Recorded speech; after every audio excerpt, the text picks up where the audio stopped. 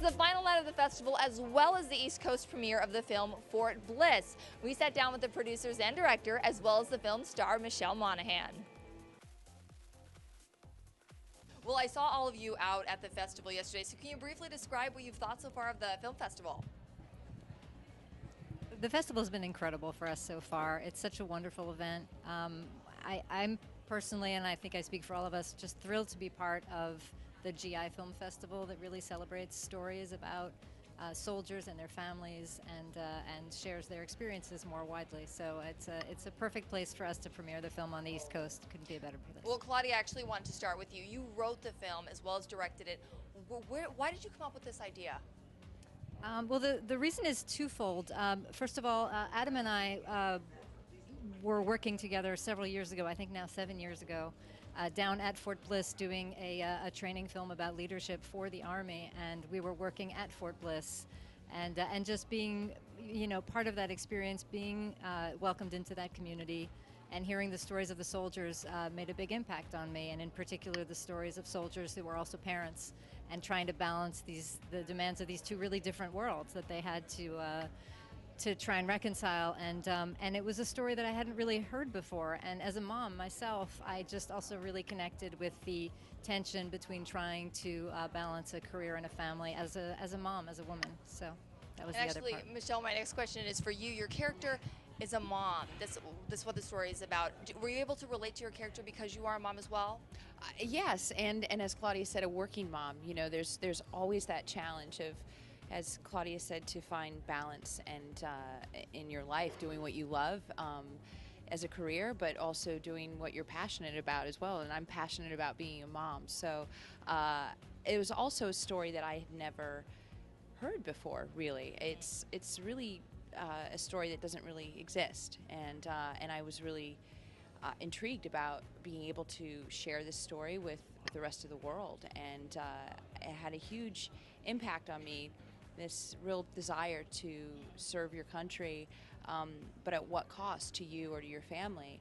And I felt really impassioned about being able to try to convey that struggle and that conflict on screen, and to be able to try to help people understand sort of the plight of a working parent, a working mom that's in the military, and for them to appreciate it.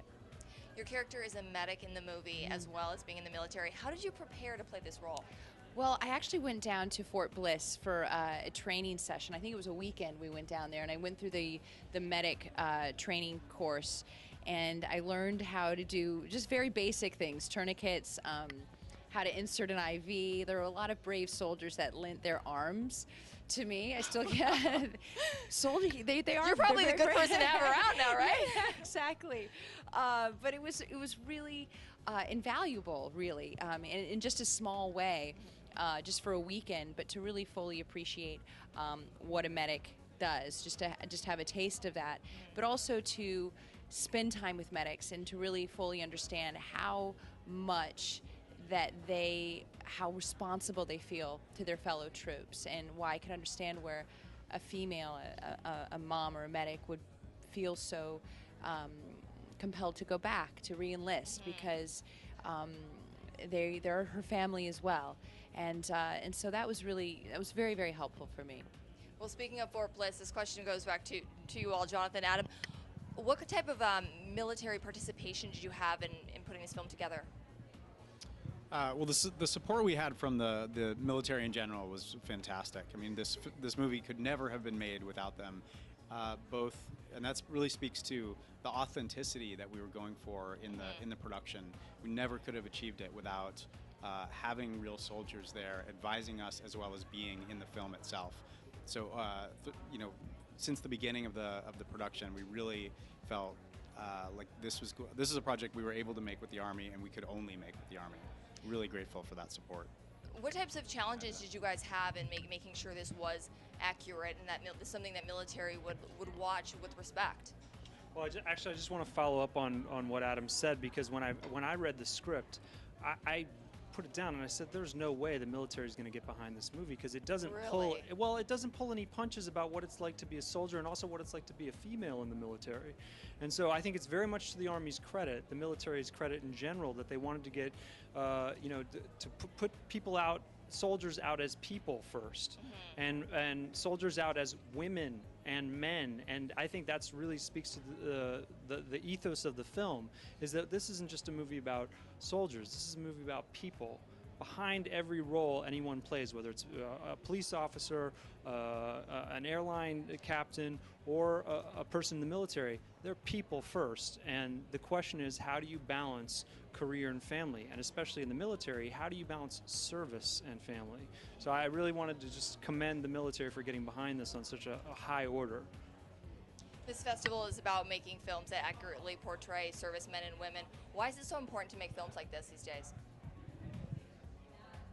Well, like I said, I think, and I'm speaking really for myself, but I feel very sheltered from, we've been at war for more than a decade, and I felt very sheltered from all of that, not having a military background. And being in a situation working on this training film, it really opened my eyes, and I thought, these are incredible people, these are incredible stories. The sacrifices that they make, some of them are well known, and some of their challenges are less well known. And I hadn't really thought about that other side of the war, hadn't really thought about the cost to the children, hadn't thought about the parent that's left behind that has to console a child that misses their mother or father for 15 months.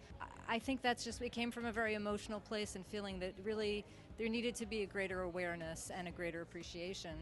And also having made documentaries for several years, not just with the Army, but with the Department of Veterans Affairs and telling the stories of veterans, I felt that the challenges that soldiers have readjusting are not as well understood as they should be.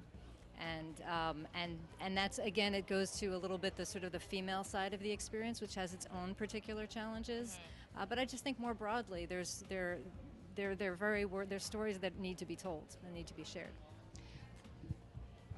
I just want to add, I mean, the divide, we saw a movie here at the GI Film Festival talking about the divide between the civilian life and military. And I think it's really important because the two are very, very split. You and I saw that movie, and there's a real bifurcation between civilians and soldiers, and we need to bring them together and realize that we're intertwined. Because that's a human being in that uniform. That's a citizen in that uniform. That's a mother. That's a father. That's somebody who is an everyday family. It's not just a soldier. It's not just a serial number. And I think that's really needs to be brought back together for a healing. Fort Bliss makes its East Coast premiere tonight. How does it feel to have your film being screened at this festival? I'm thrilled. I mean, this is the group of people we made it for. I mean, these people inspired Fort Bliss. So I'm so proud to debut it here, and I honestly, I couldn't be more excited. Yeah. Congratulations on the film tonight, and thank you all for being here. Thank you.